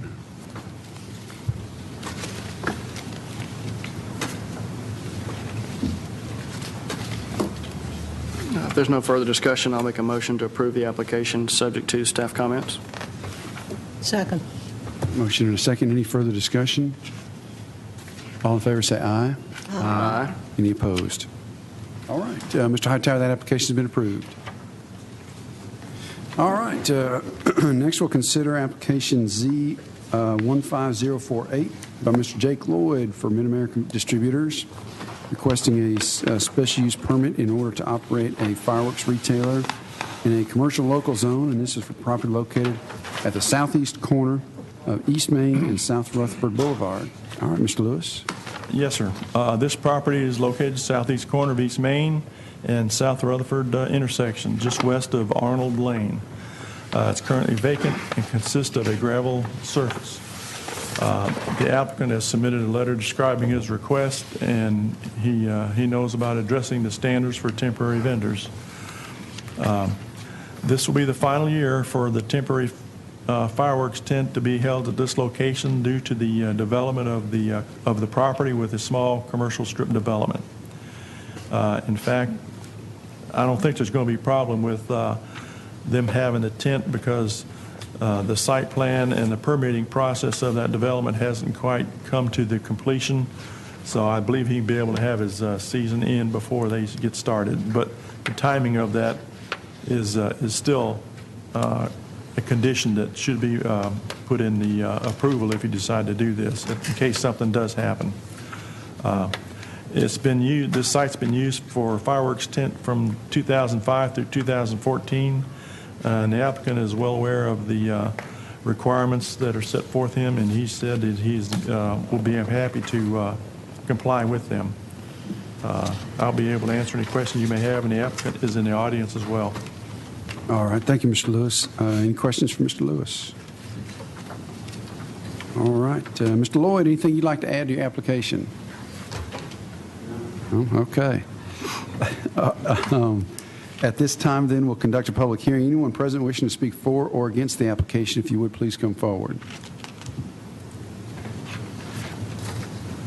Seeing none, we'll declare the public hearing closed. Open the floor for further discussion or motion. If there's no further discussion, then I move to approve the application. Second. Motion and a second, subject to staff comments, I assume. Yes, subject to staff comments. All right. Motion and a second. Any further discussion? Not all in favor, say aye. Aye. Any opposed? All right, Mr. Lloyd, that application has been approved. You can't squeeze another one in here now before the 4th of July. All right. We'll see you next year. All right. Next is application Z15049 by Mr. Charles Smotherman. He's requesting an exemption from the Weeds and Grass Ordinance, and this is for property located along the south side of Manson Pike. It is requested the property be allowed to return to a natural state or as a wilderness area. All right, Mr. Lewis, if you'd review that one for us, please. Yes, sir. This is a request for an exemption from the Weeds and Grass Ordinance as provided in the City Code. It's requested that this property return to a natural state or a wilderness area. The board may recall that in July and September of 2011, the board met with the planning and legal staff and informed the board of an ordinance that was passed earlier to exempt requests from City Code 14-53, also known as the Weeds and Grass Ordinance. The legal department prepared a memo on June 2015 summarizing the ordinance and the process for requesting such an exemption. This memo has been included in the agenda materials for this month as well as for the board's reference. The property is currently zoned RM16 with the exception of the front half, which is to the east of it, which is zoned commercial local. The lots are currently undeveloped with the exception of a vacant house that's on one of the lots just adjacent to the street. Bordering the two most westerly lots is Butlerman subdivision, and to the south is where Puckett Creek and Overall Creek where they come together. Overall Creek extends to the north along the east side of the property. And along the east side is a single-family dwelling that is on the other side of the creek, on the east side. And then on the east side also is a Integra Creek, which is an apartment complex. It's also should be noted that the majority of the acreage of this property is in the 100-year floodplain, with the area closest to Manson Pike being in the 500-year floodplain, which we do not regulate. Included in your agenda materials is an application from Mr. Smotherman, which explains his request. The applicants are requesting that the entire property be exempted from the weeds and grass ordinance. Staff has also included in the board, for the board's reference, the correspondence that has been received from neighboring properties objecting to the request. In addition, photographs of the subject property was taken by the staff and have been included in the board's reference. Following the presentation by the applicant, the board should conduct a public hearing on the matter and then decide whether or not to grant the exemption. If any of these lots or portions of these lots are developed, this exemption, if granted, will be null and void for that portion or that portion thereof. Mr. Smotherman is in the audience, and Mr. Robert Holtz in the Building and Codes Department. Mr. David Ives is familiar with this, and I'll be able to answer any questions as well. All right. Thank you, Mr. Lewis. Any questions for Mr. Lewis? All right. Mr. Smotherman, anything you'd like to add to your application?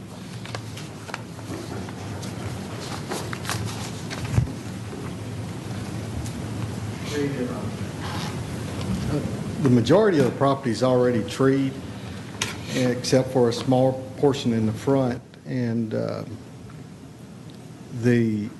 right next to the subdivision, there's quite a few trees coming up in that area too, which in the future should be a good buffer. There's kind of no in-between ground for mowing a little bit and in meeting the ordinance that the city has for keeping it clean, because it's within a few inches that you can only let it grow right next to a subdivision. And, this has been farmland that we've had for 3 generations, and the city kind of got to us, grew on us. But one of the main things, the financial burden, is the biggest thing, that I can't afford to have somebody go in there by hand and trim in between all these trees. And I don't know, like I say, there's no in-between ground between this and the code to keep it mowed off. And this seemed to be the best way to go for right now until something else come along. All right. Any questions for Mr. Smotherman? So the space between the residential areas and the 50-foot that's supposed to be maintained at 12 inches, there's a hardship in that. Could you explain that further, what you're saying is a hardship? Matter of fact, the one letter you have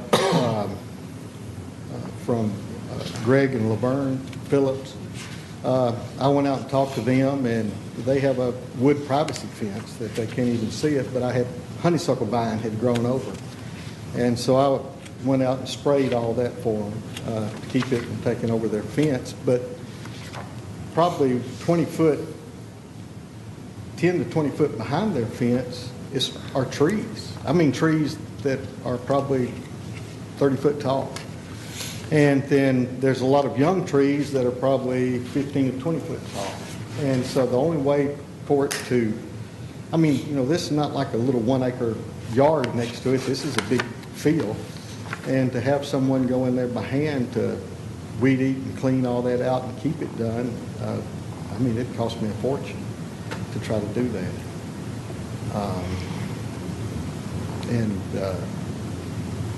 I know earlier, most of the people enjoyed the buffer being there, enjoyed the wildlife, and because nobody knows what the future's going to bring with the property. And so it kind of made them feel better to have the trees growing there. But only right there on the very front is the only place that's not completely treed altogether anyway.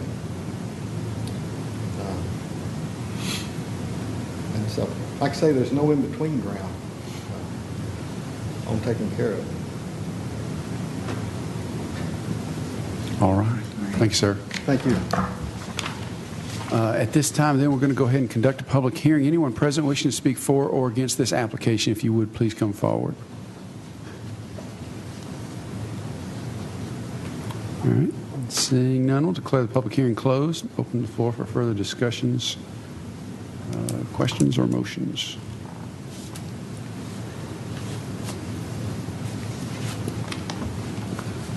Just so I'm clear, I guess it mentioned somewhere that it's kind of an all or nothing proposition. Is that, am I interpreting that right for this?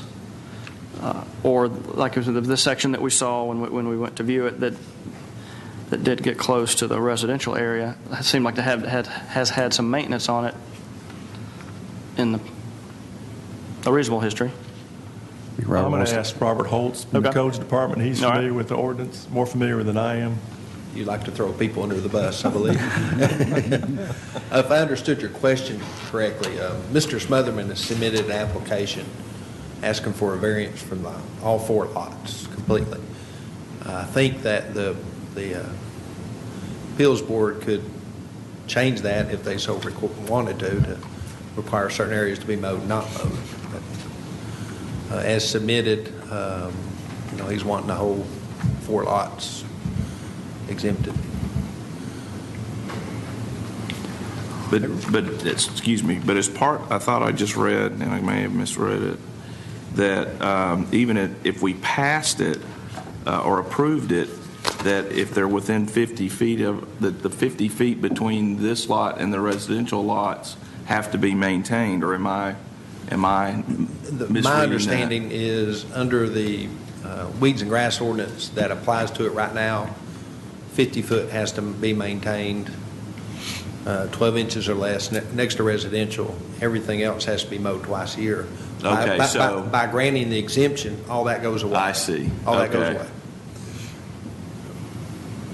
Robert, when we went out there to look at it, in my mind, there's 4, 5, 6 acres that were just clearly field that could be mowed without, there were no trees on it no trees that had grown up, that weren't any taller than me, 6 feet or so. How do you delineate, if we were to say, yeah, you got to mow part of this, how do you delineate, say, this is the part that you have to mow? That's tough. In this case, it's a weeds and grass ordinance. It applies only to grass and weeds. So if he's allowed trees to grow up, there's no minimum, maximum height in there that says he's got to cut a tree that's, a foot high or 2 foot high. It would be more difficult to bush hog it if he tried to work around all those little trees that were there. So that would be a decision I think he would have to make. So I think most people in general are for more trees. So, but that's something he'd have to work out. Yeah. Can you say, would it be sufficient to say pasture area or the field area? Or do we need to draw it on a map, say this, you need to cut this area right here?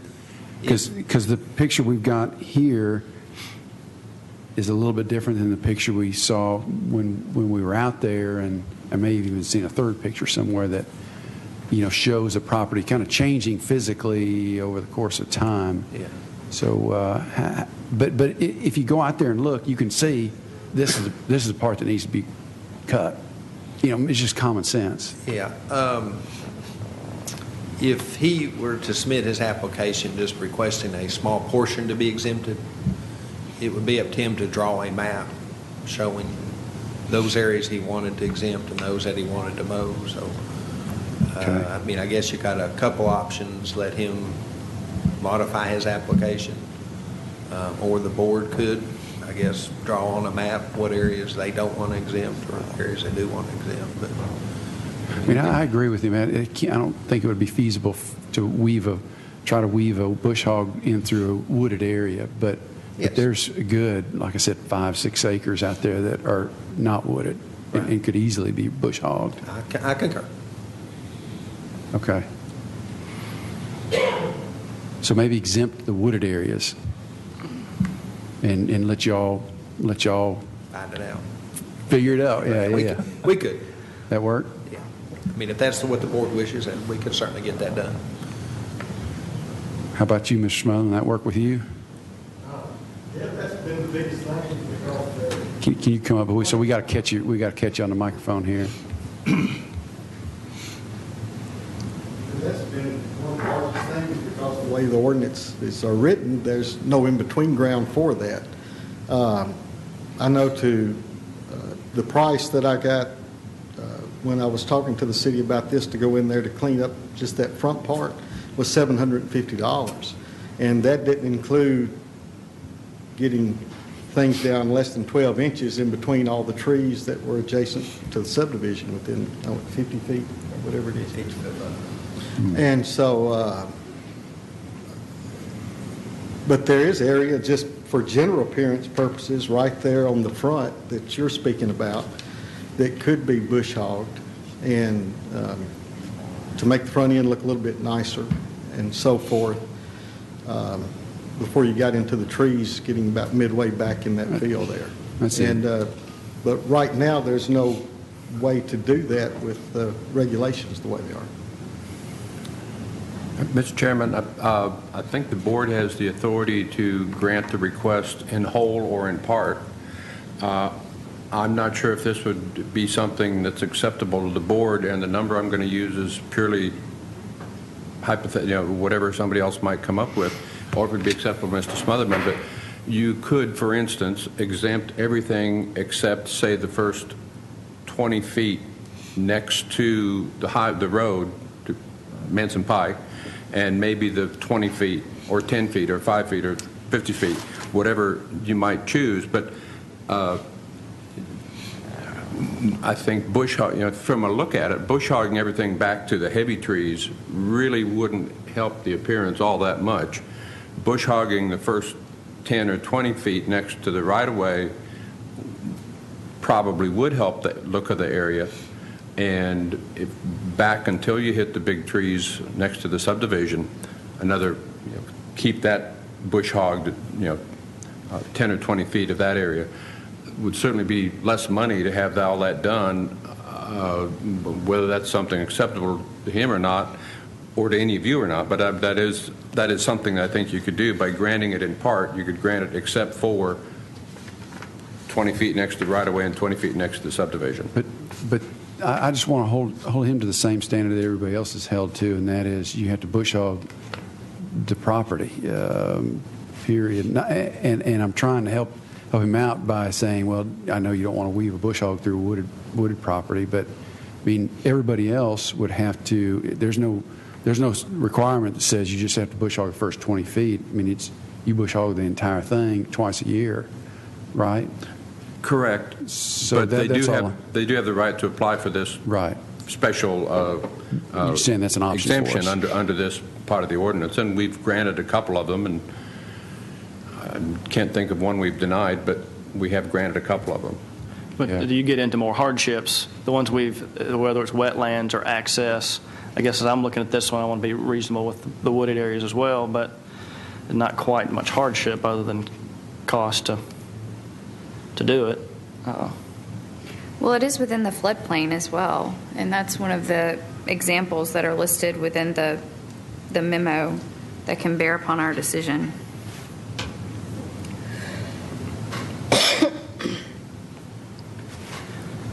I guess I'm working towards compromise. I guess along what Mr. Ives was saying, that's something that would, ease the burden with the neighbors there in a reasonable, whatever number that may be. That's, one angle I was thinking about that might be a acceptable compromise for me. And you could access that first area there, whether is that worth the cost? Is that helping the neighbors? I don't know if that's. I agree. My 2 cents. If it would help the board at all, we have, to my knowledge, not received any complaints about this property from neighbors other than when we posted the sign saying you have 30 days. We got one complaint. We got another letter saying they're for it if he'll take care of the honeysuckles or overgrowing the fence. And the whole purpose of this ordinance is to minimize the impact of snakes, rats, mice on residential properties. So it's a very heavily wooded area. I don't know if bush hogging all this is going to reduce that or not, but I mean, just to throw that information out to you. But the main impact would be on the residential houses right next to it, if there was to be an impact.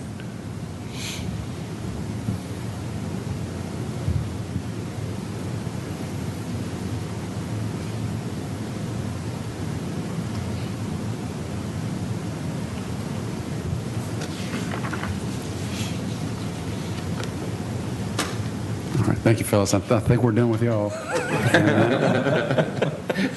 I won't make you stand there any longer.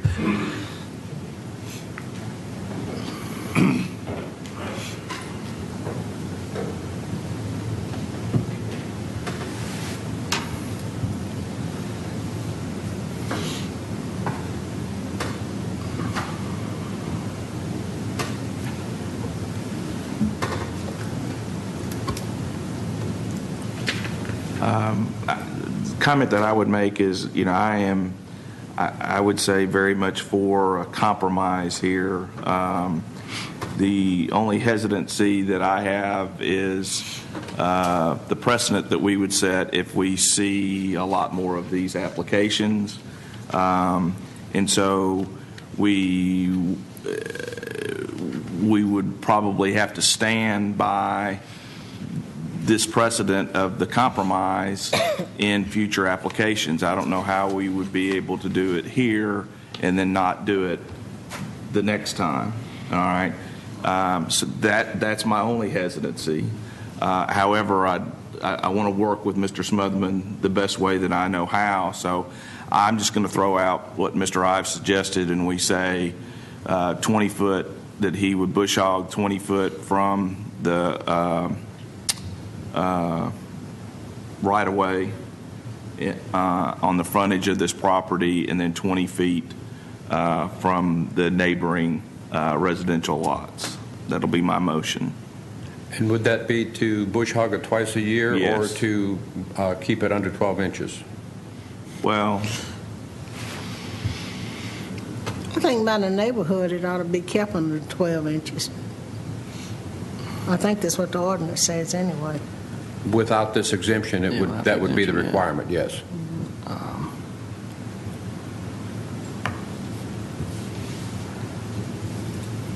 I'm just going to, my motion will be that it's bush hog twice a year. I second. All right, I have a motion and a second. Is there any further discussion?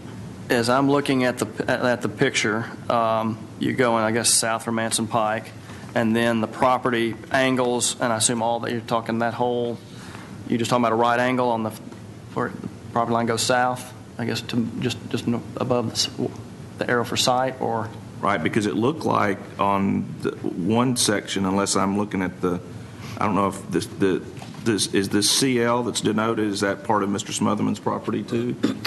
Okay, so that area, if my memory serves me correctly, looked like it was getting mowed anyway. So the answer is yes to your question. Okay. Okay. I'm okay with that compromise. So we're stopping here. All right, any other discussion? Roughly. Not all in favor, say aye. Aye. Any opposed? All right, Mr. Smotherman, that application has been kind of approved. A little bit of limitation on you there. Approved in part, I believe, would be the appropriate terminology. In part. Approved in part. That's right. All right. Finally, we've got application Z15050 by Mr. David Alcorn, representing Southern Lifestyle Homes. He's requesting a special use permit in order to establish an accessory apartment, and this is for property located in a residential single-family RS-15 zone at 2906 Beulah Drive. All right, Mr. Lewis. Yes, sir. Let me get to where I need to be.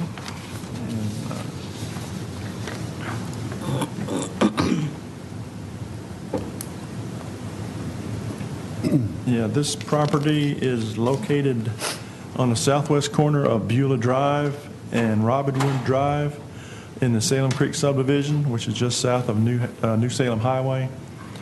It's zoned RS-15 and is currently under construction as a single-family residence, with changes being added to accommodate an accessory apartment if this is approved.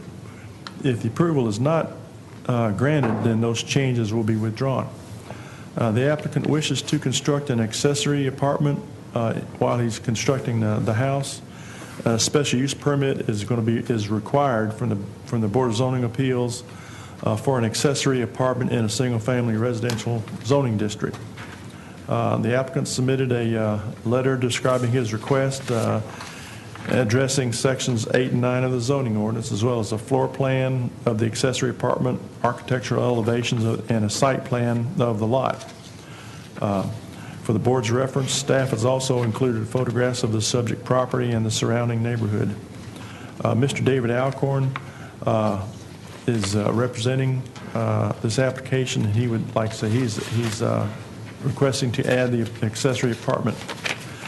According to the zoning ordinance, the second dwelling unit either in or added to an existing detached structure or a separate accessory structure on the same lot for use as an independent living facility with provision within the accessory apartment for food preparation, sanitation, and sleeping. Such a dwelling shall be accessory to the main dwelling, and it cannot exceed 700 square feet of the floor area. If the board desires to approve this special use permit, staff recommends the following condition: that a deed restriction must be recorded stating that the accessory apartment will not be used as a rental unit to non-family members, and that it will be used in a manner consistent with the zoning regulations for accessory apartments. Mr. Alcorn is in the audience, and I'll be able to answer any questions you may have. All right. Thank you, Mr. Lewis. Any questions from Mr. Lewis? All right. Mr. Alcorn, anything you'd like to add to the application? Okay. At this time, we'll conduct a public hearing. Anyone present wishing to speak for or against the application, if you would please come forward. All right. And seeing none, we'll declare the public hearing closed and open the floor for further discussion or motion.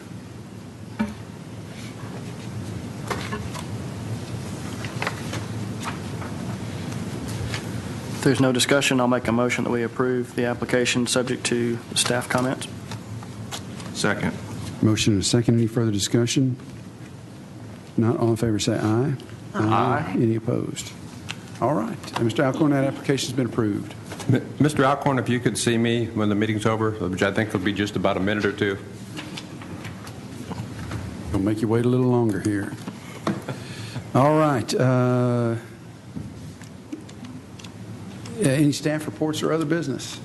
I have something I'd like to mention. In the audience, we have the newest member of the planning department family. His name is Donald Anthony, and he's the one sitting on the front row. He's been added to our staff as of Monday, and we're looking forward to working with him. He comes from Franklin Planning Department, where he's been there, I think, for the past 3 or more years. So he's a seasoned planner, and we'll be ready to hit the road running. All right. Well, welcome, Mr. Anthony. We're glad to have you and look forward to working with you. All right. Any other business? No, we're adjourned.